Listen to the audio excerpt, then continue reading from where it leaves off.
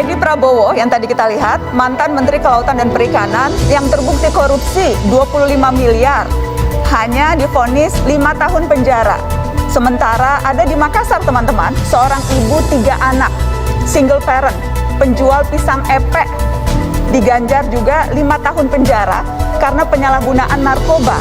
Sementara sang bandarnya masih belum tertangkap, masih melenggang di luar sana. Assalamualaikum warahmatullahi wabarakatuh. Di sini saya akan mempresentasikan mengenai kasus yang kelompok kami ambil, yaitu seorang penjual pisang epek di Makassar dan ibu tunggal dari tiga orang anaknya yang masih kecil-kecil divonis 5 tahun 3 bulan penjara. Seseorang berinisial HN menyuruh Hardianti untuk mengantarkan 3 saset narkotika jenis sabu kepada salah seorang pecandu. Terdakwa lainnya dalam perkara yang sama, Hardianti sama sekali tidak mendapatkan upah dalam hal ini. Saat ini, Hardianti tengah menjalani penahanan di Rutan Kelas 1A Makassar. Nenek Hasnia selaku ibu dari Hardianti mengaku terakhir kali berjumpa Hardianti pada bulan Ramadan. Begitupun dengan ketiga anak dari Hardianti yang Ibu Hasnia bawa untuk menjenguk ibunya. Ibu Hasnia selaku ibu dari Hardianti mengaku berjualan nasi untuk memenuhi kebutuhan sehari-hari, begitupun untuk menghidupi ketiga anak dari Hardianti. Menurut Pak Tri selaku kuasa hukum dari Ibu Hardianti menilai ada kejanggalan-kejanggalan yang terjadi dalam kasus tersebut.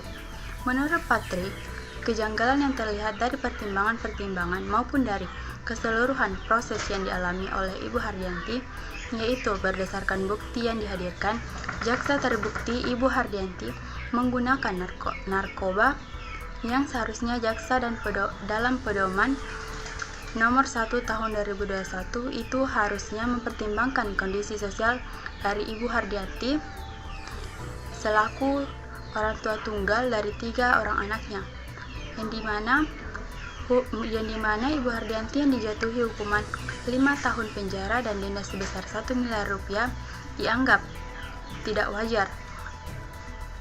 Hukum dianggap tidak mempertimbangkan kondisi sosial dari Ibu Hardianti.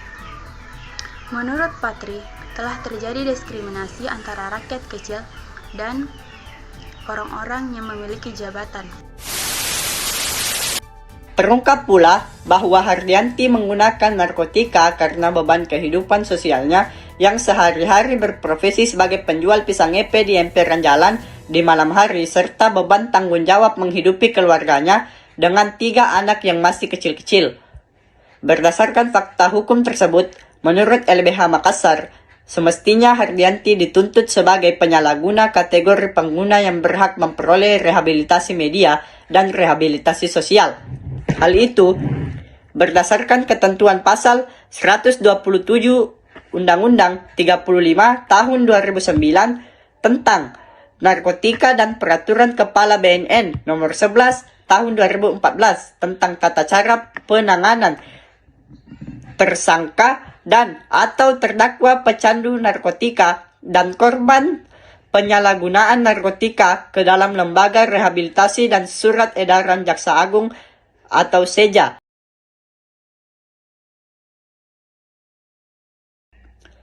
Tuntutannya JPU juga telah abai terhadap komitmen Kejaksaan Agung Republik Indonesia dalam Perja nomor 15 tahun 2020 yang telah mengedepankan sisi humanis dan pemulihan keadaan daripada pendekatan pembalasan. Indonesia merupakan sebuah negara hukum yang tercermin dalam pasal 1 ayat 3 dalam Undang-Undang Dasar Negara Republik Indonesia tahun 1945.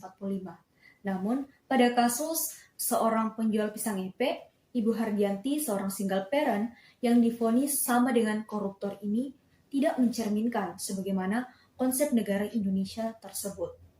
Nah, beberapa masyarakat juga memandang hukum di negeri ini lebih memihak pada mereka yang tingkat atas, yaitu menganggap bahwa hukum itu tumpul ke atas dan tajam ke bawah. Para pengadilan menggebyar diskon hukuman pada kasus mantan Jaksa Pinangki dan juga Joko Chandra. Gebyar diskon hukuman untuk para koruptor terjadi di tengah pandemi. Inilah yang dipertontonkan di depan publik saat rakyat biasa harus menghadapi kriminalisasi kekerasan dan hukuman yang tidak masuk akal. Sementara Ibu Hardianti dijatuhi hukuman tanpa dipertimbangkan kondisi sosialnya. Padahal fakta persidangan telah menunjukkan bahwa terdakwa hanyalah sebagai korban dari peredaran gelap narkotika, sedangkan bandarnya belum tertangkap. Indonesia yang merupakan sebuah negara yang menjunjung tinggi hukum harusnya lebih konsisten lagi dalam menegakkan keadilan bagi seluruh warganya. Keadilan yang adil bukan hanya sekedar slogan, namun sebuah komitmen yang harus dijalankan dalam setiap aspek kehidupan bernegara.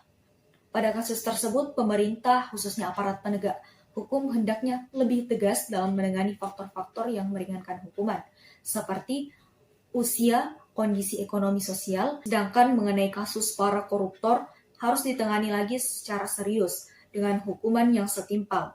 Pemerintah harus memiliki kebijakan mutlak dan tegas dalam menindak kasus ini, agar di kemudian hari kasus korupsi dapat ditekan karena memiliki efek jera. Selain itu, kesadaran dan kepekaan bagi masyarakat tak kalah penting untuk memahami penegakan hukum ini. Sekian, wassalamualaikum warahmatullahi wabarakatuh.